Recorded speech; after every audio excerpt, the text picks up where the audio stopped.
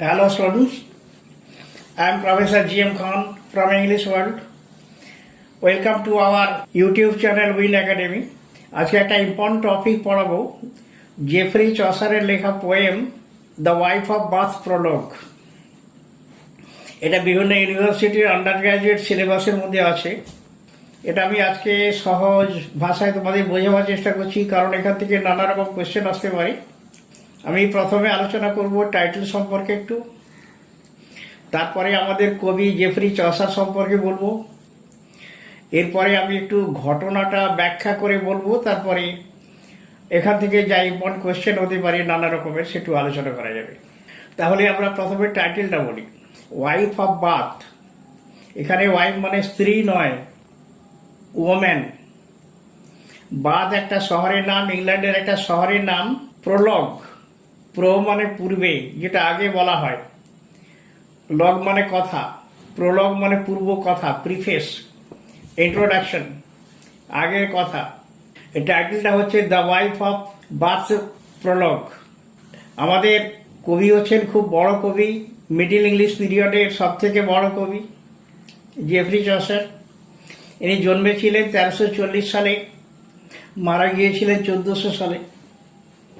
তার মানে তিনি প্রায় 60 বছর বেঁচে ছিলেন। এই 60 বছরের মধ্যে সব মহান কীর্তি রেখে গেছেন। তাকে বলা হয় father of modern English poetry. তার মাস্টারপিস হচ্ছে দ্য ক্যান্টারবেরি টেলস। ক্যান্টারবেরি একটা জায়গার নাম, ইংল্যান্ডের একটা শহরের নাম। ক্যান্টারবেরিতে একটা তীর্থস্থান আছে, সেন্ট টমাস বেকেটের ক্যাথিড্রাল আছে। ওখানে লোকে তীর্থ করতে যায়। তারই উপরে বেশ করে আমাদের কবি, মহাকবি চসার দ্য ক্যান্টারবেরি টেলস বলে একটা বই লিখেছেন। তাতে অনেকগুলো গল্প আছে। টেল মানে গল্প, অনেক টেলস আছে, ক্যান্টারবেরি টেলস। এই গল্পটার পরিকল্পনা এরকমই, কোনো একদিন ট্যাবার্ড ইন বলে একটা পান্থশালায়, একটা সরাইখানায় রাত্রিবেলা 29 জন পিলগ্রিমেজ এসেছিল। তারা রাত্রির জন্য থেকেছিল। তার জন্য অনেক অসুবিধার মধ্যেও যে ট্যাবার্ডিনের যে হোস্ট হ্যারি বেলি, তিনি থাকা খাওয়ার ব্যবস্থা করেছিলেন। পরে জানতে পেরেছিলেন যে এরা সব তীর্থযাত্রী ক্যান্টারবেরিতে যাবে সেন্ট টমাস বেকেটের ক্যাথিড্রালে তীর্থ করার জন্য। পরের দিন তিনি ওদের সঙ্গে যোগ দিয়েছিলেন। 29 জন তীর্থযাত্রী, তার সঙ্গে তিনি গিয়েছিলেন, মানে 30 জন হয়ে গেল। এই 30 জন তীর্থযাত্রী একসঙ্গে যাচ্ছিলেন ক্যান্টারবেরিতে। এখন হোস্ট হ্যারি বেলি একটা প্রস্তাব দিয়েছিলেন যে এটা তো অনেক দূর জায়গাটা, পথের কষ্ট আছে, রাস্তাঘাট ভালো না, অনেক দিন লাগবে। তবে পথের কষ্টকে লাঘব করার জন্য ওরা যাওয়ার সময় প্রত্যেকে 2টো করে, আর ফেরার পথে 2টো করে, মোট 4টা করে গল্প বলবেন। গল্প শুনতে শুনতে যাওয়া হবে, পথের পরিশ্রমটা মনে হবে না। সবাই মেনে নিয়েছিল। চসার এই 30 জনের 4টে করে গল্প, মোট 120টা গল্প লিখবেন পরিকল্পনা করেছিলেন। কিন্তু শেষ অবধি তিনি 120টা লিখতে পারেনি, মাত্র 24টা গল্প লেখার পরে তিনি মারা গিয়েছিলেন। তবে ওই 24টা গল্প ক্যান্টারবেরি টেলসে লেখার পরে তিনি যারা গল্প বলেছেন, মানে তীর্থযাত্রী, তাদের সম্পর্কে একটা ভূমিকা লিখেছিলেন, ইন্ট্রোডাকশন, প্রোলগ। সেটা বইতে আগে জুড়ে দিয়েছেন। ওটাই হচ্ছে prologue to the Canterbury tales. ওতে বিভিন্ন চ্যাপ্টারের মধ্যে তার বিভিন্ন লোকের সম্পর্কে, যারা বক্তা গল্প বলেছে, ওই তীর্থযাত্রী, ওদের সম্পর্কে ইন্ট্রোডাকশন করা আছে, পরিচয় দেওয়া আছে। যারা তীর্থযাত্রী 30 জন গিয়েছিলেন হ্যারি বেলিকে নিয়ে, হোস্টকে নিয়ে। হ্যারি বেলির কথা তো বললাম, তিনি হোস্ট, ট্যাবার্ডিনের হোস্ট ছিলেন। আর বাকি 29 জনের মধ্যে সমাজের বিভিন্ন স্তর থেকে লোকজন এসেছিল। নাইট ছিল, ডক্টর অফ ফিজিক্স ছিল, একজন সামোনার ছিল, পার্ডোনার ছিল, পার্ডোনার ক্ষমাদানকারী, গির্জার একজন পদাধিকারী ব্যক্তি। সামোনার, যিনি সামন করেন, আহ্বায়ক, ডাকেন, লোকদের গির্জায় ডাকেন। পার্ডোনার ছিল, সামোনার ছিল, নাইট ছিল, মিলার ছিল, অনেকেই ছিল। একজন ফ্রায়ার ছিল, ভিক্ষু, তাদের পরিচয় দিয়েছেন। কয়েকজন মহিলা ছিলেন, মহিলাদের মধ্যে একজন ছিলেন একজন বাথ শহরের মহিলা, ওয়াইফ অফ বাথ। তারই একটা চ্যাপ্টার আছে, ওটা হচ্ছে the wife of Bath prologue. ওই চ্যাপ্টারটা বিভিন্ন ইউনিভার্সিটিতে আন্ডার গ্র্যাজুয়েট সিলেবাসের মধ্যে রাখা আছে। ওইটাই আমরা আলোচনা করছি আজকে, গল্পটা নয়। The wife of Bath prologue. ঘটনাটা হচ্ছে এইরকম যে ওয়াইফ অফ বাথের নিজের সম্পর্কে কথা বলছেন তিনি। এখানেই শুরু হয়েছে আমাদের প্রলোগ। ওয়াইফ অফ বাথ, তার শরীরে একটু বর্ণনা দিয়ে দিই। তিনি লাল রঙের পোশাক পরে আছেন। লাল রং তো প্রেম ভালোবাসার প্রতীক। একজন মধ্যবয়স্ক মহিলা কেন যে লাল রঙের পোশাক পরে আছেন, বোধ হয় যৌবনের একটু ছোঁয়া এখনো থেকে গেছে তার শরীরের মধ্যে।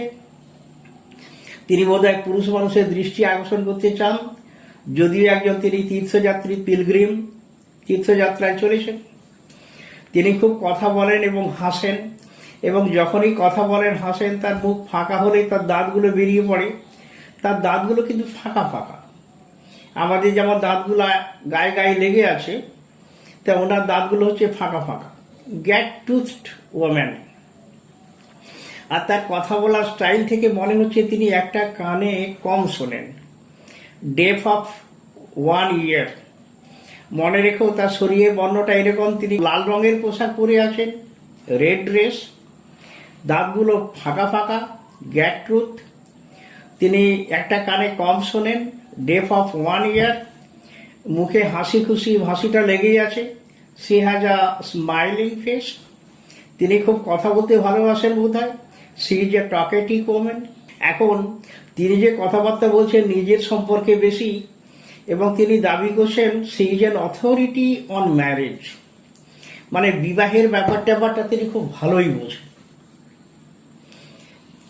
তিনি অভিজ্ঞতা থেকে বিবাহ সম্পর্কে প্রচুর জ্ঞান লাভ করেছেন। She has learned everything about marriage from her experience, মানে তার এক্সপিরিয়েন্সের উপরে তিনি জোর দিচ্ছেন। তিনি বিয়ে করেছেন মোট 5 বার। She has married 5 times. এই যে তিনি একজন মহিলা হয়ে 5 বার বিয়ে করেছেন, এতে মানুষেরা তার সমালোচনা করে, লোকেরা সমালোচনা করে।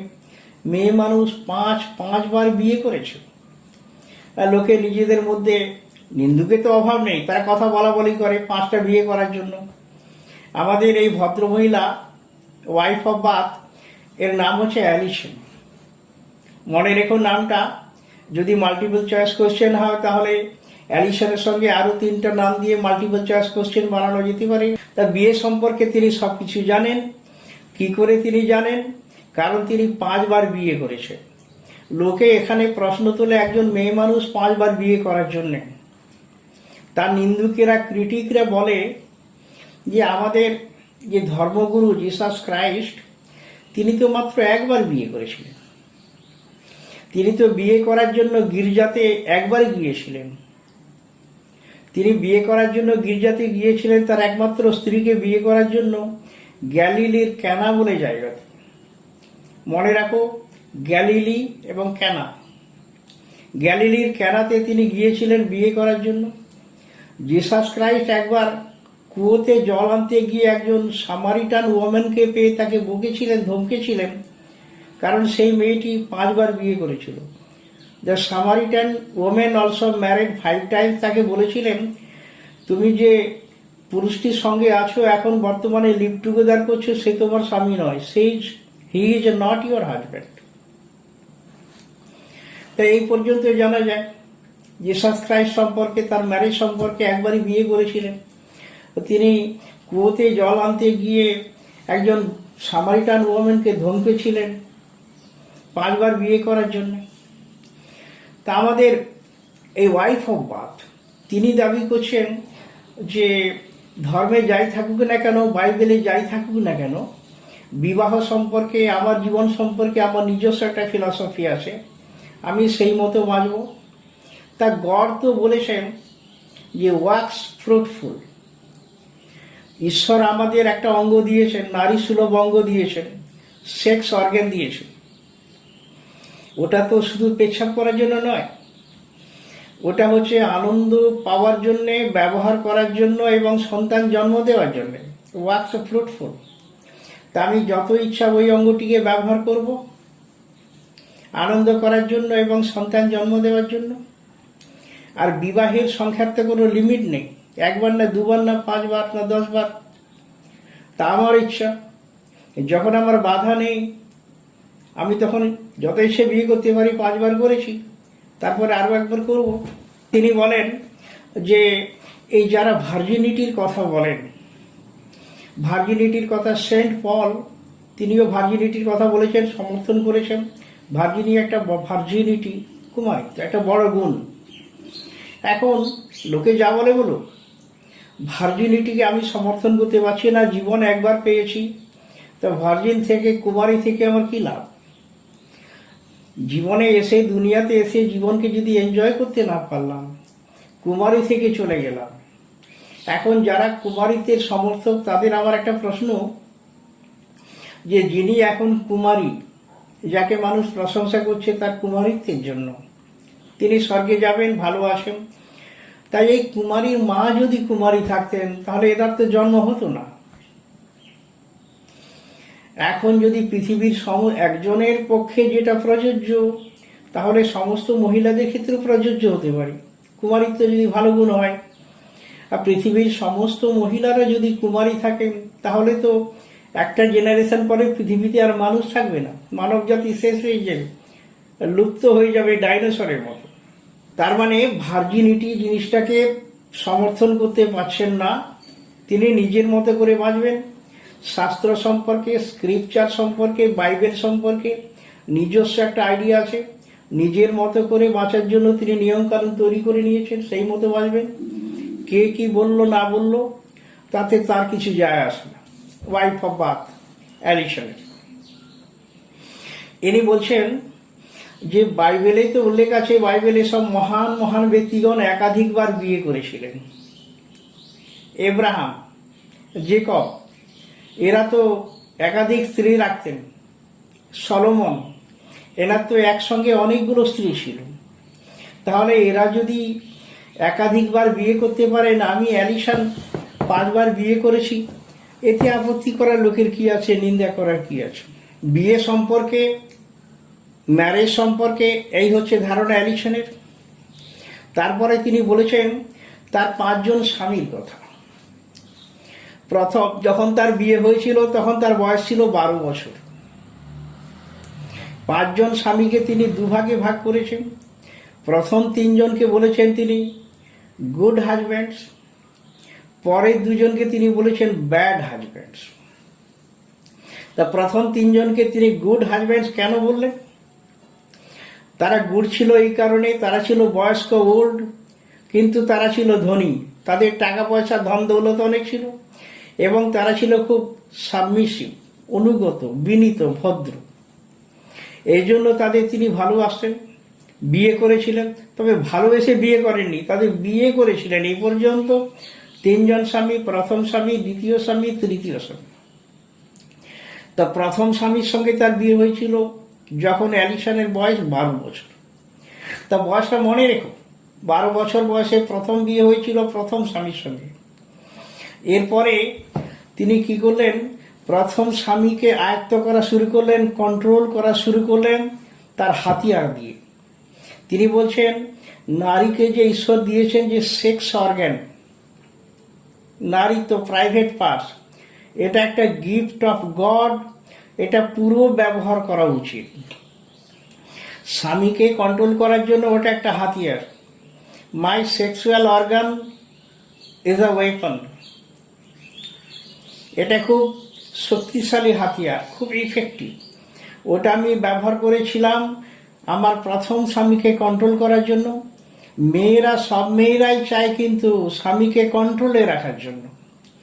এই স্বামীকে কন্ট্রোল করার উপরে যখন জোর দিয়ে কথা বলছেন অ্যালিসন, ওয়াইফ অফ বাথ, তখনই বাকি 29 জন তীর্থযাত্রীর মধ্যে, পিলগ্রিমের মধ্যে একজন এগিয়ে এসে বলল, ম্যাডাম আমার একটা কথা আছে। আমি পার্ডনার, আমি তো মানুষকে ক্ষমাদান করি, পার্ডন দান করি। আমার বিয়ে হবে, বিয়ে ঠিক হয়ে গেছে। এই তীর্থযাত্রা থেকে, পিলগ্রিমেজ থেকে ফিরে এলে আমার বিয়ে হবে।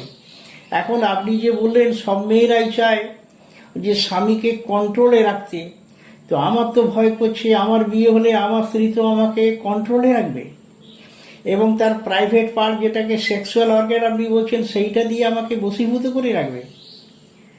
তাহলে তো আমার ভয় করছে, আমি কি করে বিয়ে করব। তখন ম্যাডাম অ্যালিসন তাকে বললেন যে আপনি একটু ধৈর্য ধরুন, আমার পরে গল্প থেকে আপনি জবাব পেয়ে যাবেন। মেয়েরা কি চায়, মহিলারা কি চান? সমস্ত মহিলাই চায় যে তার স্বামীদের কন্ট্রোলে রাখা।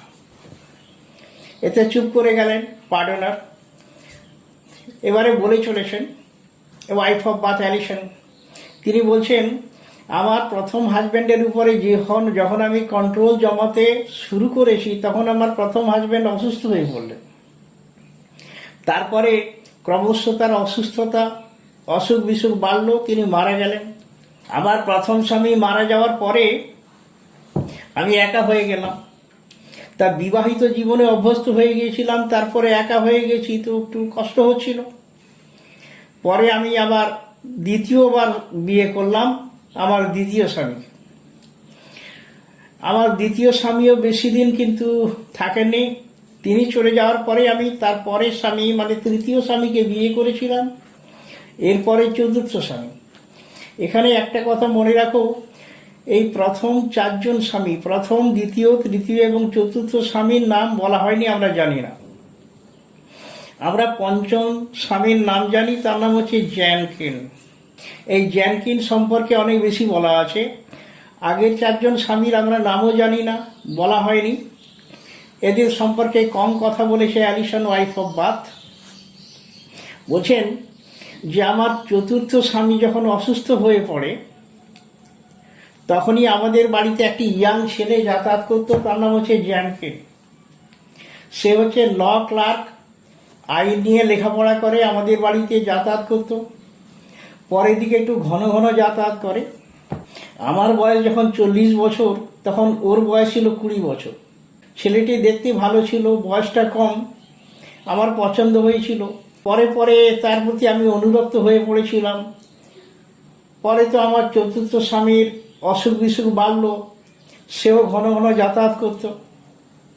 এরপরে আমার চতুর্থ স্বামী মারা গেলেন।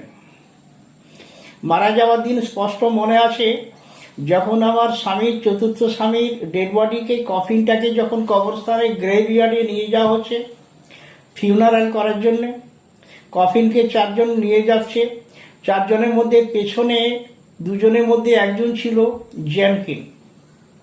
সেই ছেলেটি ল ক্লার্ক, যে আমাদের বাড়িতে খুব ঘন ঘন যাতায়াত করত, যাকে বোধহয় আমি মনে মনে ভালোবেসে ফেলেছিলাম। সেই ছেলেটিকে আমি পেছন থেকে যখন দেখছিলাম তখন আমার স্বামীর তো ডেড বডি যাচ্ছে সমাধিস্থ হওয়ার জন্য কবরস্থানে ফিউনারালের জন্য, আমি কিন্তু চোখ সরাতে পারছিলাম না জ্যানকিনের ওপর থেকে। বারবার তার দিকে তাকাচ্ছিলাম, ভালো লাগছিল দেখতে, দুঃখ হচ্ছিল কারণ আমার স্বামী মারা গেছে। এরপরে তো আমার স্বামীর পারলৌকিক কাজকর্ম সব কমপ্লিট হয়ে গেল। তারপরেও কিন্তু জ্যানকিন আমাদের বাড়িতে ঘন ঘন আসতো, বোধহয় আমার প্রতি সহানুভূতি দেখাবার জন্যে একটু ঘন ঘনই আসছিল। কিন্তু আর আসারটাকে আমার পছন্দ হচ্ছিল। পরে পরে আমাদের ক্রমশ ঘনিষ্ঠতা বাড়ে, বন্ধুত্ব হয়, এক ধরনের বয়ফ্রেন্ড বা প্যারামার হয়ে যায় আমার সে জ্যানকিন। 1 মাস পরে আমি জ্যানকিনকে বিয়ে করলাম। আমাদের দাম্পত্য জীবন মোটামুটি মধুময় ছিল, যদিও এর আগে আমি 4 জন স্বামীকে হারিয়েছি। তো আমি তো আগে বলেছি যে আমার স্বামী 5 জন, তার মধ্যে প্রথম 3 জন ছিল গুড হাজব্যান্ড, তারা ছিল ওল্ড, রিচ এবং সাবমিসিভ। তাদের আমি টাকা পয়সার জন্য, ধন দৌলতের জন্য তাদের বিয়ে করেছিলাম। আর ও স্বামীদের, বুড়ো স্বামীদের, ধনী স্বামীদের আমি কিন্তু একটু খেলাতাম। মানে মেয়েরা স্বামীদের খেলাতে খুব ভালোবাসে, আমিও তার মধ্যে একজন। আমি স্বামীদের প্রায় মিথ্যা কথা বলতাম, তাদের বিরুদ্ধে মিথ্যা অভিযোগ আনতাম। তার স্বামীদের আমি বিছানায়, মানে আমরা যখন একটু আনন্দ টানন্দ করতাম, যখন ঘনিষ্ঠ হতাম রাতে, আমি প্রায় তাদের, আমার প্রথম 3জন স্বামীকে খুব টিজ করতাম, বিরক্ত করতাম। কি করতাম, আমি মেয়ে মানুষ, আমি কিন্তু স্বামীদের এই প্রেম প্রীতি একটু ঘনিষ্ঠ হওয়ার ব্যাপারে কখনোই না বলিনি, বরং আমি বেশি চাই, আমি তো সেক্সটাকে এনজয় করি, আমার স্বামী তো, এতে কোনো আপত্তির কিছু নেই, আমরা বেশি এনজয় করব। আমি কি করতাম, আমার স্বামীদের একটু এগিয়ে দিতাম, একটু গরম করে দিয়ে তারপরে ছেড়ে দিতাম। তাদের আমি ফুল স্যাটিসফ্যাকশন দিতাম না, তাদের কাছ থেকে বিভিন্ন গিফট আদায় করতাম, গয়না, টাকা পয়সা, বিভিন্ন প্রতিশ্রুতি আদায় করতাম, আর তারপরে তাদের সঙ্গে আমরা আনন্দ ফুর্তি করতাম। এই প্রথম 3জন স্বামীর সঙ্গে এরকম ব্যাপারটা আবার হয়েছিল। প্রথম 3জন স্বামীকে, গুড হাজব্যান্ডকে আমি বিয়ে করেছিলাম, তারা তো ছিল ওল্ড, রিচ এবং সাবমিসিভ। তাদের বিয়ে করেছিলাম টাকার জন্য, ধন সম্পত্তির জন্য, গিফটের জন্য, বিভিন্ন প্রতিশ্রুতির জন্য। তখন আমি একটু স্বার্থপর ছিলাম। কিন্তু পরে যে 2জন ব্যাড হাজব্যান্ডের মধ্যে একজন ছিল জ্যানকিন। জ্যানকিনকে কেন ব্যাড হাজব্যান্ডের ক্যাটেগরিতে আমি রেখেছি সেটা আমি বলবো, পরে বলছি। জ্যানকিনকে তো আমি ওইভাবে বিয়ে করলাম। আমার 4র্থ স্বামী মারা যাওয়ার পরে ফিউনারেলের সময় তাকে আমি দেখছিলাম, তাকিয়েছিলাম তার দিকে, চোখ সরাতে পারিনি। স্বামী মারা যাওয়ার 1 মাস পরে তাকে বিয়ে করলাম, হানিমুন হলো, ভালোই জীবন কাটছিল। তো জ্যানকিনকে বিয়ের পরে পরে তার সঙ্গে আর আমি কিছু জানতে পারলাম। সেটা হচ্ছে এই, জ্যানকিন হচ্ছে অত্যন্ত মেধাবী, ভালো কথা, লেখাপড়া করে, আরও ভালো কথা, লেখাপড়া খুব ভালো। আমি পণ্ডিত মানুষকে, স্কলারকে খুব সম্মান করি। তবে একটা মোটা বই প্রায় সে পড়ত। প্রথম আমার মনে হয়েছিল বইটা নিশ্চয়ই আইনের বই হবে, কারণ তো সে তো আইনের ছাত্র, কোনো গুরুত্বপূর্ণ বই হবে, কঠিন কোনো টপিকের উপরে অনেকক্ষণ ধরে লেখাপড়া করে। তা এক সময় আমার মনে হলো বইটা কি বই দেখি। তো বইটার টাইটেল পেজের উপরে চোখ পড়তেই আমি অবাক হয়ে গেলাম। সে বইটা কিন্তু মোটেই আইনের বই, লয়ের বই ছিল না, লিগ্যাল ম্যাটার্সের বই মোটেই ছিল না। ও বইটার নাম ছিল বুক অফ উইকেড উইমেন। মনে রেখো, এখানে মাল্টিপল চয়েস কোয়েশ্চেন করার রিচ জায়গা আছে। Book of wicked women, book of wicked women, এই বইটা পড়ছিল আমার 5ম স্বামী, আমার ভালোবাসার স্বামী জ্যানকিন, যাকে আমি এত ভালোবেসে বিয়ে করেছি, যার বয়স হচ্ছে আমার অর্ধেক, তার 20, আমার 40, মন দিয়ে প্রাণ দিয়ে ভালোবাসি। সেই বই পড়ে, বুক অফ উইকেড উইমেন, আমি অবাক হয়ে গেলাম। তাহলে পৃথিবীতে তো অনেক উইকেড উইমেন আছে, তাদের সম্পর্কে বই আছে, বইতে লেখা আছে, আর সেটা আবার লোকে পড়ে, পুরুষ মানুষেরা এনজয় করে। তা আমার এই ভালোবাসার স্বামী জ্যানকিন, আমি খুব রাগ হলো আমার। আমি জানি যে পৃথিবীতে তো উইকেড উইমেন থাকতেই পারে, লোকে তো আমাকে তো উইকেড ওম্যান বলে। তা উইকেড ওম্যান যেমন আছে, তো উইকেড ম্যানও তো থাকতে পারে। ম্যান কি সব ধোয়া তুলসী পাতা? তাদের সম্পর্কে আমার কোনো বই আছে বলে জানা নেই। যাই হোক, আমি এতটাই রেগে গিয়েছিলাম যে জ্যানকিনের কাছ থেকে বইটা কেড়ে নিয়ে তার কয়েকটা পাতা ছিঁড়ে আমি আগুনে ফেলে পুড়ে দিয়েছি। এতে জ্যানকিন খুব রেগে গিয়েছিল, তার প্রিয় বইয়ের পাতা ছিঁড়ে দিয়ে বইটাকে মিউটিলেট করার জন্য। সে আমার সঙ্গে ঝগড়া করলো, সে আমাকে মারলো, আমিও তাকে কয়েক ঘা দিলাম। সে আমাকে একটা ঘুষি মারলো, পাঞ্চ, আমার কানের কাছাকাছি, খুব লেগেছিল, কষ্ট হয়েছিল। আর তারপর থেকেই আমি সেই গানটাতে কম শুনি। I became deaf of 1 year। যাই হোক, স্বামী স্ত্রীর ঝগড়ার কতদিন থাকবে, পরে মিটমাট হয়ে গেল। আর ঝগড়ার পরে নাকি ভালোবাসা আরও বেশি ঘন হয়, গভীর হয়। আমাদের জীবন আবার আগের মতোই মধুময় হয়ে গেল।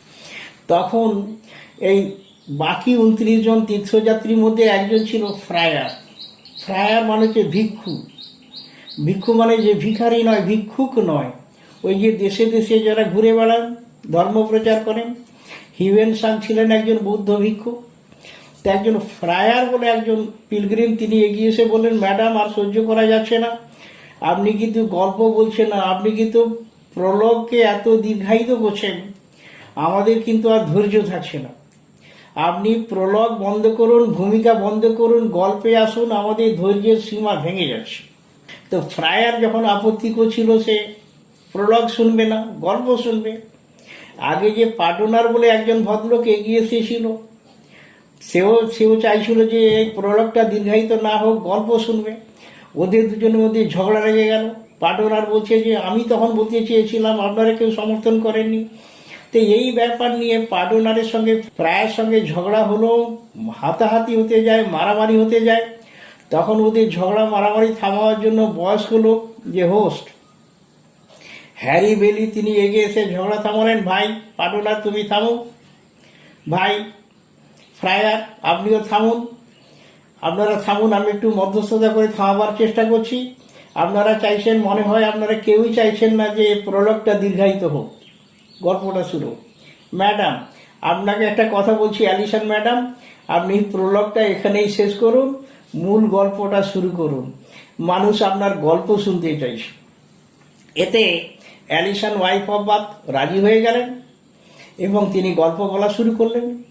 গল্পটা খুব ইন্টারেস্টিং আছে, আমাদের পরে ভিডিওতে হবে।